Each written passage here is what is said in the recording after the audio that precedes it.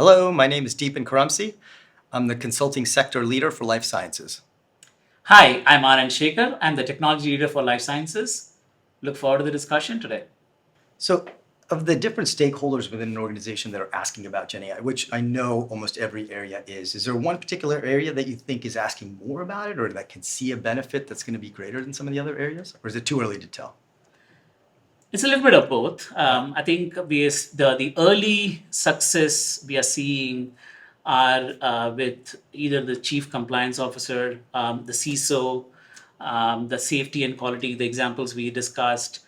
And then the technology leaders are also interested because the role of technology has been changing, and with Gen AI, it's going to change vastly as well. Partly because the skills required today are not the skills required for tomorrow.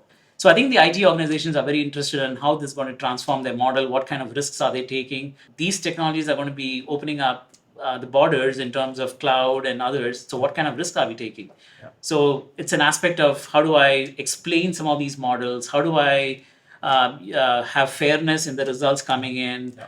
Am I applying the right ethics in what the answers are coming through? Those are some of the challenges with the chief compliance officer and the CISOs are asking as well. So I think the I would call it a persona based approach where each persona has a role and the questions being asked by the different personas in an organization are slightly different. Yeah, which makes perfect sense. But you brought up an interesting topic around risks. So what are some of the risks that you see? I mean, as organizations start to use Gen AI, multiple large language models, rolling it out to globally, whatnot. What are some of the risks that you're seeing? Yeah, I think we have seen in the market a few risks which have already shown up, where IP has been leaked out. So my recommendation would be try to create a white label GPT or any other Gen AI based environment so that you can contain your IP within your EDR space. That's the number one, beyond anything else. If I start to look at the other risks around is intellectual property, right? We are having active discussions with our clients. How do we bring KPMG's intellectual property into a client environment? And likewise, after the build out, how do we harvest some of our assets as well? That's an active discussion. Very similarly, clients are also challenged on having, at one end, it's a speed. How do I deliver speed solutions in the market? At the other end is like, how do I make sure that I'm the safe in the four walls as well? So I think those are a CISO level discussions around how do I make sure that at the same time we are building the organization in growth as well as treating data as an asset to drive some of these things. I think bias is another big risk, right? Bias within data sets, especially if you're using it for clinical trial automation or harvesting of data or looking at it, that could become a challenge area as well. Yep, bias. The other one I would say is hallucination. Yes. With the responses coming in. Yeah. So I think the way I think we have one of the things which we are working on is when you have a Gen AI solution or an AI solution, what are the personas required?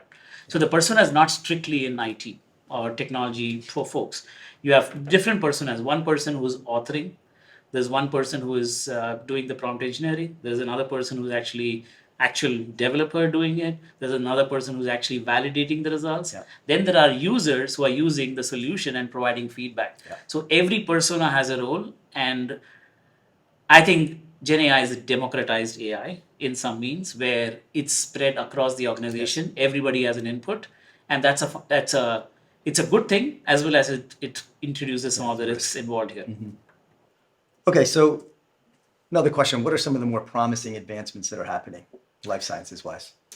So many exciting stuff. I was recently at a med device conference, and it was a live hackathon of 20 presenters of various solutions.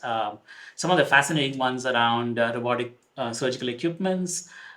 There's one which won the award was related to how do I do remote CT scan. So if you look at patients who have stroke, most of them get affected because the time it takes from when the stroke happened to the doctors and getting a CT scan to figure out what's the prognosis, there's a lost time. So some of these young startups are AI driven, and some of these are remote equipments and fascinating equipment. There are so many of these. I would encourage, some of these, if anybody's interested, attend one of these things and figure out what else is going on, some of the fascinating stuff. That is exciting. That is very interesting. Well, Anand, this has really been a fascinating conversation about Gen AI. Certainly not the last of our conversations here, but really excited to see what comes down the pipe for life sciences. It's an exciting time. And Dipan, I really enjoyed this discussion and look forward to many more such discussions, and happy to share what we are doing in the market.